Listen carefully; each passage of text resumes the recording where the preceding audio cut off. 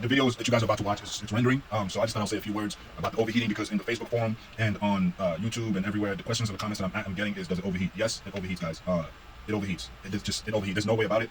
Yeah. So if you are a photographer, you're gonna love this camera. Okay. If you are a photographer that like video stuff here and there, you're gonna love this camera. See, for me, because I like video, but I also take pictures every now and then, but it's not my number one thing, right? So, but I love that quality that I get having. So, but when it comes to video, when it comes to the portability, the price, everything, it's just what Canon has done. I don't think they're getting enough praise. This is an amazing release, despite, even though it has these overheating dilemma, these problems that people are facing. You know, you try to pack all these things in one. I mean, there's gonna be problems. There's no such thing as a perfect camera. That's just there's just no such thing. You know what I'm saying? It's always gonna be a problem. I wish I had more dynamic range with this camera, but it's good enough. You know what I'm saying? It's good enough. Right now I'm torn between. I'm thinking my only problem is editing the footage smoothly. There's so many options. I feel like for the amount of funds that was invested into making this possible, because this was not sponsored by anybody.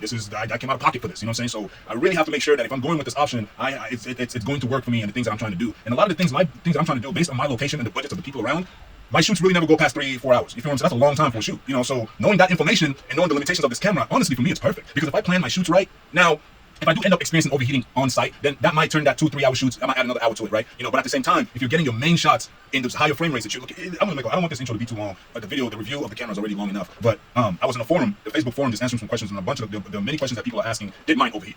Yes, it did overheat. Main time that it overheated was when I purposely was trying to see how far I can push it before it actually overheats. The second time that the overheating thing happened was at the end of the day. I've been shooting for almost 6-7 hours, right? Just moving around downtown. I drove to another location, just grabbing a bunch of scenes. You know what I'm saying? Nothing like crazy. Just enjoying the camera, talking to myself, and just vlogging, just capturing the experience. I'll upload that video another time so you guys can really see for yourself. Now, knowing the information that I know, I feel like I would be confident enough to be able to do the shoots that I do, the way I do it. You know what I'm saying? Because again, everyone does it differently. So you have to really test it out for yourself and put yourself in the environments that you will be in. Because again, I can tell you guys, a lot of the tests that everyone is doing, it's kind of insane tests to really see what the camera can do and how far. And those are very important tests. We need people doing that because so that, you know, the people aren't just buying and wasting their money or whatever the case is. So yeah, well, you're about to experience my thoughts and my review of this camera. Hopefully you guys enjoy it. I really put a lot of time and information that I experienced in this video. And if there's anything that's missing, I'm sure you can find those information around, but you can feel free to message me, drop comments, feedback.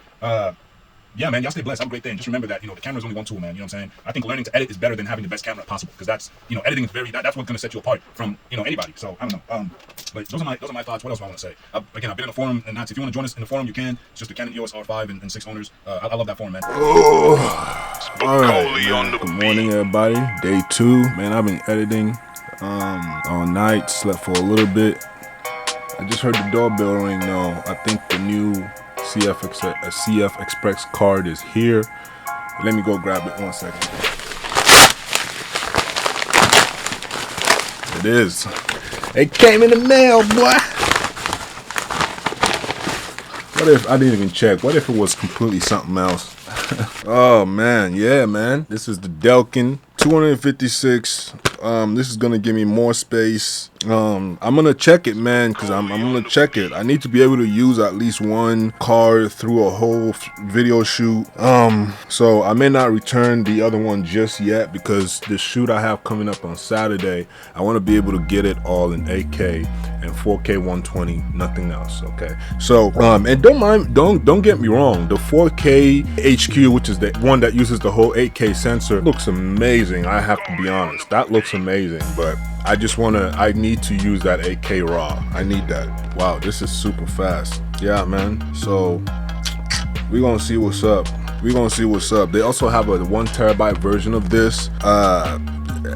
The only reason I didn't get buy that one is because of the fact that they're coming out with a 2 terabyte version that's $1,000. But yeah, I'm gonna go shower, brush my teeth, and just, you know, today we're gonna unbox this lens and we're gonna play with it. And this combined with my EOS, my R5, is going to be my go-to situation from here on out. So stay tuned, guys.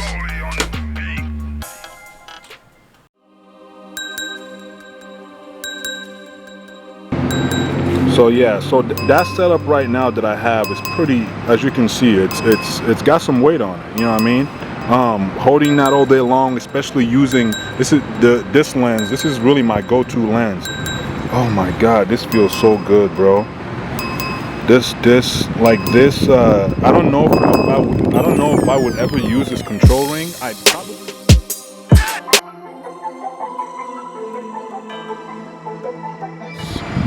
Absolutely amazing.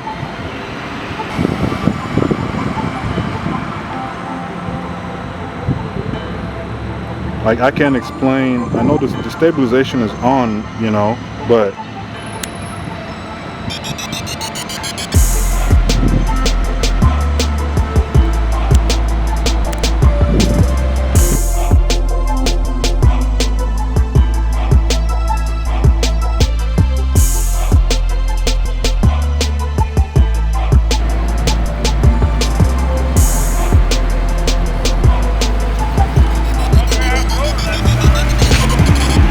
if I wanted to get someone sitting on this little piece right here, it's a lot easier, and you can retain quality when you do it, you know, when you do it with a camera that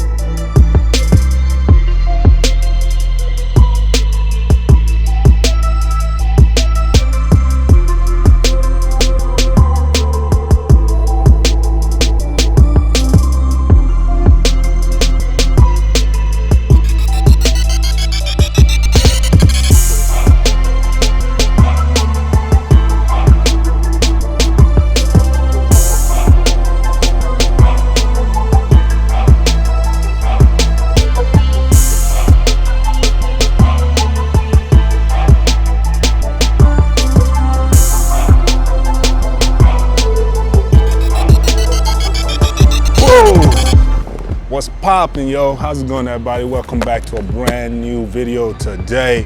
So this is gonna be a very interesting video. I'm gonna try to review the Canon EOS R5. I've been using it intensively for the past several days now. I really wanted to. I've uploaded a couple different videos just of me just using it, like my experience, stuff like that. You know, and man, this thing is really amazing. So basically what I'm gonna do here is talk about, you know, just my brief overview of the whole thing in general, because obviously by this time there's already a bunch of reviews out there and everybody has something to say. Right now, the thing that a lot of people are really concerned about with this camera is the overheating functionality, and when you're shooting in 8K and when you're shooting in the 4K 120, you know, and even at times the downsampled HQ also, they're all overheat. And you know, for me personally, I've only used it a couple times. I shot mainly in 8K and I ran out of card space, so I didn't have enough card space to keep going. So I had to order another one and wait. And it came in today, that video I showed you guys earlier. And yeah, so we have the Delkin 256 gigabyte card here, which I'm gonna use to do some tests, some more recording, I've been doing tests all day, but some more recordings with this guy. We're gonna do a low light test tonight and it's gonna go on the channel. But for today, I just wanna quickly go over this camera. So it's not gonna be too much on the picture side of things. I'm a filmmaker, I'm not a professional photographer, so that's not my main thing that I do, you know what I'm saying? So I take that for what it is. There's another guy, if I find the link to his channel, I'll put in the description below. He did a great breakdown of this camera when trying to utilize it when doing, when taking pictures. Don't mind me if I'm looking up at the monitor. I just want to make sure that I'm in focus and everything is good to go. Now, this is a 45 megapixel camera. I mean, that's insane. You know what I'm saying? For me, one of the reasons I decided to go with this camera is because over the A7S III, this camera, I love, even though the 8K overheats right now, I love the fact that they gave us 8K. You know what I'm saying? It's just having that quality. It's just dope, because now in the future when everything gets, when all the drivers and everything gets updated, where we can edit the footage properly, it'll be fine. You know what I'm saying? Because for right now, it's a little bit difficult to edit the footages once you've added color grades and you have multiple sequences. So just so you guys can kind of see what I'm talking about when it comes to it being lagged. Like, so that little segment, I have a little sequence that I made in the beginning of this video. I want to play it back so you guys can kind of see the behind the scenes of what happens. You know, it's 8K footage and a 1080p timeline. I'm pretty sure. Let me double check real quick. Yeah, 1080p timeline. And this is just the beauty of this is really the beauty of B-Raw. Like, I mean, it just works with DaVinci, and just like it just works. So I mean, honestly, I'm really getting close to where I feel like I'm with the amount of money I spent on this, trying to see if this is something I really want, I might as well invest all of that and get the Ursa 12K. Because I mean, think about, like, so it's just those things that I'm really thinking about. Yeah, I'm gonna lose the autofocus, which is amazing, but I really care about dynamic range and just quality and ease of use, especially when I'm editing, because this for me is the funnest part. A lot of people, like, the shooting and stuff is good. Anyone can shoot a video. The editing for me is the absolute enjoyable part for me. So I need smoothness, you know what I'm saying? And when I'm editing with the 6K, which is the Pocket 6K, I don't wait. It just works, you know what I mean? So with this 8K, I love it. I see it. It looks great. But this is what happens, man. I mean, I can't really get smooth playback really without proxy. This is without proxy, guys. Keep that in mind. I understand that you can proxy, but that's back in the day. I used to proxy way back. I don't want to have to deal with proxies anymore. That's why I invested in the graphics card that I have. You know what I'm saying? So I don't want to have to deal with that. So I'm gonna hit play here. You guys can see. So yeah, so that setup right now that I have is pretty, as you can see, it's got some weight on it. You know what I mean? It's choppy. You know what I mean? It's really, really choppy. You know what I mean?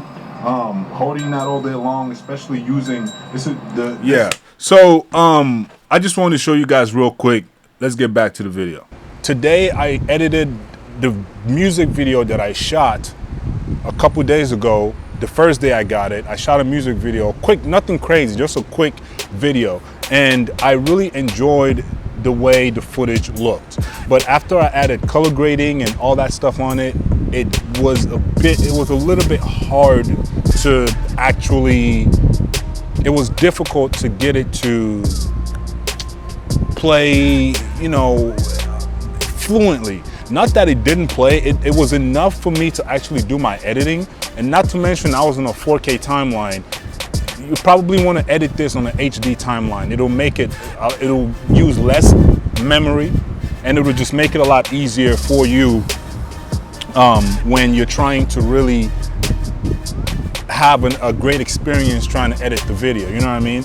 So it's really up to you, it's all preference, right? But at the same time, if you want the best possible experience when trying to edit these large files, you're gonna want to edit on an HD timeline. So with that said, as I talk, I'm gonna open these here because I know, you know, again, now for card space, the card space on this thing eats up a lot of memory. Guys, I'm not gonna be as detailed as some channels when it comes to all the little, you know, numbers and shit like that. I'm just, bro, I'm your average consumer that just loves high quality, right? Let me put it like that, because I do a lot of things. I do get paid for my work now, you know what I'm saying? And it's like, talking about all the little numbers and stuff like that, that's not fun, bro, you know what I'm saying? When you get a camera like this, you want to go out, you want to use it, you want to do things with it. So that's where other channels come in. You can, in fact, I highly recommend you guys go and watch Gerald Undone's video. Even though there's some stuff that I feel like he went full nerd mode and on his review about this camera. I disagree on the fact that he thinks the A7 is better for, you know, but hey, it's good for certain people. It depends on what you want to do. If you are the type of person that you want to future-proof your camera, cool. But let's get back to the main video here. So yeah, you know, they give us obviously all Canon cameras pretty much at this point in time all have flip out screens. You know, I noticed that the on-off switch, excuse me, the on-off switch is a little bit, has been improved a little bit. They added like this little notch right here to make it easier to turn on and off. I can't remember if I don't think my EOS R had that. I literally just sold it and I couldn't even remember. I think it was just a smooth, round, oval shape. Ooh, look at this bird right here. Hold on, let me see if I can get him on film. What? Yeah, oh, it's right there still. Okay. It just came up. I just wanted to get that on film real quick. That was a little baby bird. It's kind of windy right here. I'm really hoping that it's not so windy to the point where you guys can't really hear what I'm saying. So hopefully that's not a problem, because that would suck, and I don't want to have to redo this video. So, but yeah, so I also went out and got the RF24 to 70 2.8, and because I felt like it would be a great combination with this lens, combining the image stabilization with the image stabilization that's already in this camera, which is another huge factor for someone like me and what I do. So again, guys, I'm not the, you know, I don't have any crazy list or anything like that. I'm kind of just going off the dome here with this review, because again, like I said, I've been running and gunning and using this thing every single day like crazy. All right, so quick note about something about the stabilization. So the stabilization obviously is very good. It reminds me of the stabilization that I had with the what is it called? It reminds me of the stabilization that I had with the GH5. Now, granted, of course, you know, just because you have stabilization doesn't mean go around and go crazy. You still have to, you know, obviously record properly. So just keep that in mind. Another thing I was gonna note is using the 28 to 70 RF 2.8 with the added stabilization effect that everybody is blabbering about.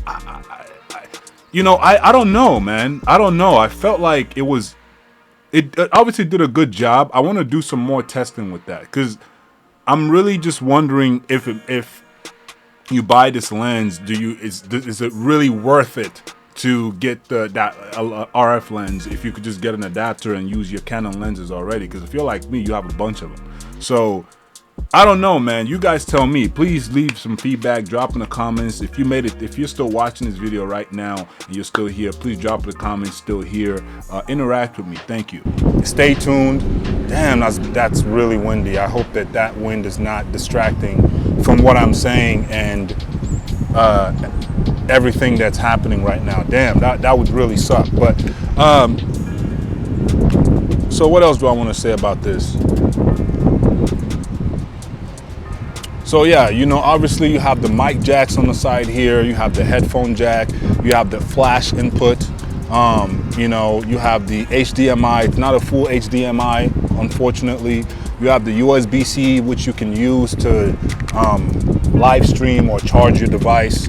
You have, they took out the little knob or whatever wheel thing that was on there before on the R. I literally never used it. But this one, I've used this one so much already, you know what I'm saying? So I'm glad that they added that. This as well, this little scroll wheel thing here, I'm glad that they added that. You know, what else? You know, just little things like that really help make this very usable. It's a bit bigger than the R in terms of the shape, not too big, but you can feel it. You know what I'm saying? It's got a little bit of weight to it. The LCD screen is bigger. You know, the battery life is amazing. I'm actually still, with all the shooting that I did yesterday, where I did get it to overheat, but I was purposely doing that. I was trying to actually get it to overheat. I wanted to see what my limits were, because everybody's different, everywhere is different. All this, all scenarios and situations are different. So for me, that really worked.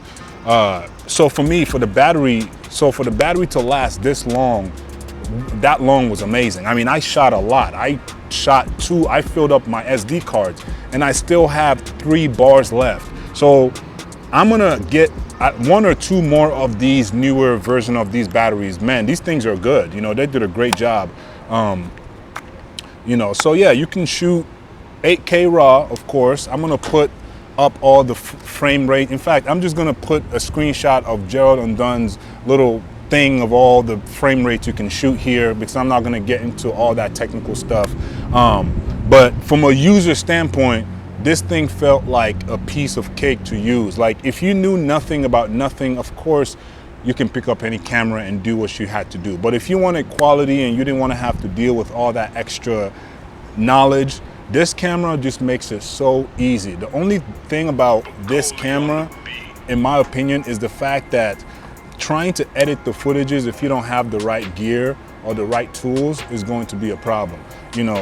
Luckily I have the RTX Titan, and that really decodes things decently, very well actually, not even decently. It does a great job. Like, so that's what I was saying. Like, I was shocked, like that it was actually, in some sequences, in some segments, it was a bit harsh on my computer. But the reason is because I had a lot going on. If you look at my music videos, they're not super clean and just like too basic. You know what I'm saying? There's a lot going on, which adds to the memory being used and all that stuff. So, this mode dial right here is very, very useful. It really helps you dive into the menu systems that you would like to go a lot quicker. In fact, the touchscreen is so good that you may never even need to do anything else. A lot of these buttons, things that you can do, like they added a little record button here on the screen, which is really dope. To be honest, there's not too much to say about this camera that other people haven't already talked about or you haven't already heard from the EOS R. The main big difference is the autofocus is way better. The 4K, it shoots 4K 120 and with autofocus, which again, for me, that was something that I wish I had on the EOS R. It shot 120, but it was at 720p. I appreciated it. I actually used that, you know what I'm saying? Every now and then, and it worked well. So being able to get 4K, I feel spoiled, you know what I'm saying? So thank you, Canon, for doing that. Yeah, I think that's about it, man. Like, honestly, yes, expect it to overheat. I understand that it's going to overheat. I get it. Thumbnail. Cool, I had to get a quick thumbnail right there. So expect it to overheat, guys, but if you really play with the camera enough and you mess with the settings and you figure out what works for you, I promise you, I feel like this would be a great investment for a lot of up and coming filmmakers who really want that quality. The dance sample 4K looks insanely good. Like, oh my gosh, the RAW option on this, the RAW, in my opinion, is not as good as Blackmagic's RAW, but it's still good that we have the option to shoot RAW internally. I don't even think you can shoot RAW externally. I don't know. I'm not 100% sure. Again, I'm sorry if my review isn't as detailed, or these other people, like, you know what I'm saying, a lot of the tests, a lot of things that these guys do or test, like, it's not you know what I'm saying, the average consumer is not doing that, you know what I'm saying? And if you're not an average consumer, you're not going on YouTube to really get your final information. You're gonna, let me let the wind pass. So if you're not an average consumer, you're gonna buy the item, you're gonna test it out for yourself, regardless of what other people have to say. You know what I'm saying? So at the end of the day, I'm a big believer in being able to just put your hands on it and just get a feel for it and see if it'll work for you. So I highly encourage you guys to check it out if you are looking anywhere in this direction. But this is a breakthrough, in my opinion. in Canon's, ecosystem of cameras. They did a great job. Storage is serious. I recommend, if you have the budget, get yourself a terabyte, or if you have the patience, wait until Delkin releases their 2 terabyte. I feel like when they release their 2 terabyte version, they're really going to change the game, because everybody is going to want to compete with that. Why would you get any other brand when you can get something cheaper? Because the camera you're buying is already so expensive, right? So let me see here. So yeah, I got that in there. Let's see. SD card, yeah, I gotta switch it up. So you do get 2 SD card slots on this camera here. One is SD, the other one is CF Express card. I will have to say, obviously Sony they're geniuses. They were very smart the way they integrated 2 SD card slots and CF Express slots that interchange with each other. That's actually very unique. And people like to record at 24 frames per second. Most people like to record at 24 frames per second. I actually like to, with this camera, for some reason, I actually prefer the 23.98p, which is basically 24, you know what I'm saying? But for whatever reason, I just like that option. You can shoot RAW, All-I, or IPB. If you have a slower computer, I recommend All-I. If you have a fast computer, shoot whatever frame rate you prefer to shoot. So I think that's it. I don't really, you do get, they do tell you how much time you have to record whenever you are actually using the card. As for example, right now, with this 256 gigabyte card in here, I have about 12 minutes and 5 seconds to record before the overheating happens. For me, that's not a lot of time, but for a music video, which is mainly what I shoot, a lot of music video stuff, or if I'm vlogging here and there, for YouTube, most YouTube content, nowadays are between 10 to 12, maybe 15 minutes if you have to, right? So honestly, 12 minutes is absolutely perfect, So I definitely recommend having an SD card with you at all times, so that way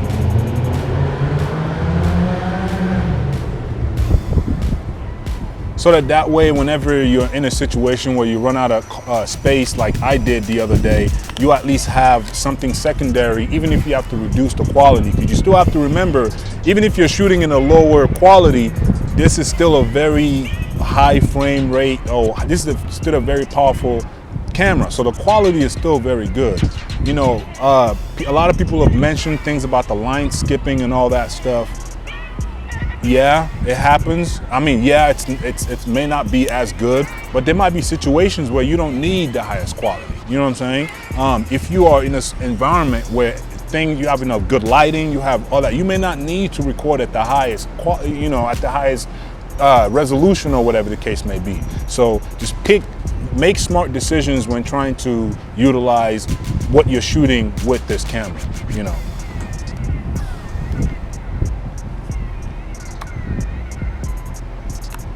For me, man, I really enjoyed it. I think this is my review, but I've dropped a lot of videos in the past couple of days about this camera and just how much I'm in love with this thing. It's just amazing. It's fast. It gets the job done. Yes, it overheats, but honestly, again, like I keep saying, this overheating thing is, oh my gosh. I want to say it's been blown out of proportion, but not really, because it really is there. It really is a problem. You know what I'm saying? So people aren't just saying that. It's for real. Like it heats up very, very fast, and you need anywhere from 10 to 20, 30. Sometimes some people have had to go up to an hour before they're allowed to use their camera again. So just keep that in mind. But I'm gonna go ahead and just unbox this Canon RF, and then we're gonna kind of go around downtown here in my city, just grab some scenes and some pictures, and we'll go from there. So yeah, and I'm this again, I might be forgetting certain things in this review, but at the end of the day, yeah, this is just my perspective and things that are in my mind right now. Yeah.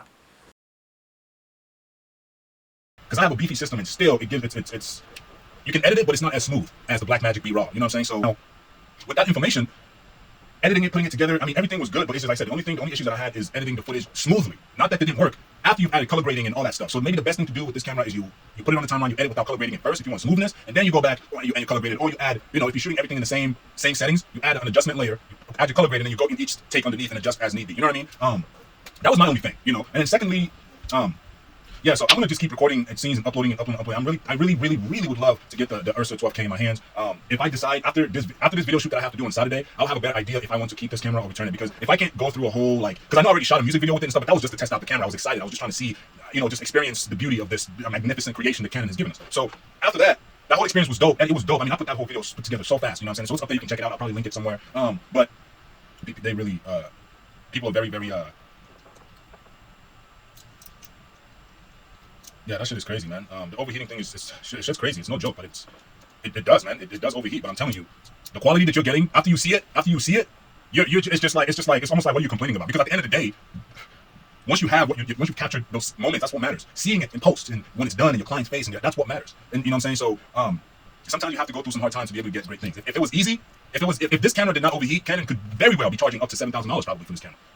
I mean, let's keep it a buck. This is 45 megapixels. If it did not overheat, can we agree that this camera would be $7,000? I wouldn't be buying. That's just too much. So I probably wouldn't have got it. I don't know. Maybe I would have. You know what I'm saying? But the reason I jumped on it so quickly is because I feel like the price is right. It really is right. You're getting the best of both worlds, even with the overheating, and that's if you absolutely even experience it. You have to be. This camera, I feel, will make people smarter shooters. You know what I'm saying? Because there are times when I'm shooting stuff. Sometimes I'm so sporty sometimes with some of the cameras that we already have. Right? You're just going out, you're shooting a bunch of stuff long. Like I would, for a video like this, I would prefer to use my Blackmagic camera because I know I don't have to worry about that, right? Or even I'll shoot it on a less quality setting, and you should be fine. You should be fine. But I don't know. I don't know, but I'm really thinking. I don't know if I want to. I really don't know. Right now I want to keep it, but I'm so I was sold on that Blackmagic camera with the dynamic range and the ND filter is built in. Oh my god, like that feels like a dream camera to me. It has the quality that this has and more. The 12K is not even like a huge. It's not the biggest factor of why I love it so much. It's just everything that it can do at that price point is amazing to me. The dynamic range is amazing to me. The color science is mind-blowingly amazing to me because I love color grading and just seeing what it looks like on the Blackmagic Pocket 6K now. I can only, what I'm saying? I can only imagine what the new color science will look like. So wow, man, it's the B raw format, the way it edits and syncs with this, guys. Again, I'm talking about this because you have to understand, you have to get what's best for you. And the reason I'm comparing these two is because that's what I'm used to currently. Among all the cameras that I've owned, that one is just, when it comes to high quality and consistent everything, the Blackmagic camera's never given me a problem. The EOS R never gave me a problem. You know what I'm saying? So, and same thing happened when the camera came out. A lot of people were talking shit on it, crap on it. When I got it in my hand, I loved it. I never complained about it. It just worked. You know what I'm saying? So this overheating thing, I feel like will blow away. So I'm doing a lot of thinking. Even if I don't end up selling the camera, I might get rid of the lens just because I don't know if I love the focal ranges, but there's got to be something cheaper that will still do the same thing. I think Tamron lenses. It's not an RF lens, but the autofocus on this camera is so powerful that I don't think you really have to have an RF lens. I'm gonna test it out. I'm gonna go and get a Tamron lens. I really want to compare both of them and just see if there is a big difference. You know what I'm saying? Because at this point, it's about saving money, bro. Because it's about you saving money and just getting what you actually need and not just having it for looks. Like that don't make sense. Nobody cares at the end of the day. What matters is what it looks like. What matters is nobody cares at the end of the day what it looks like. What matters to me is the end result. When I put it on the computer and I see it, is it dope? Can I work with it? Will my clients be happy with it? I've talked a lot. Here, the video here is my review of the Canon EOS R5.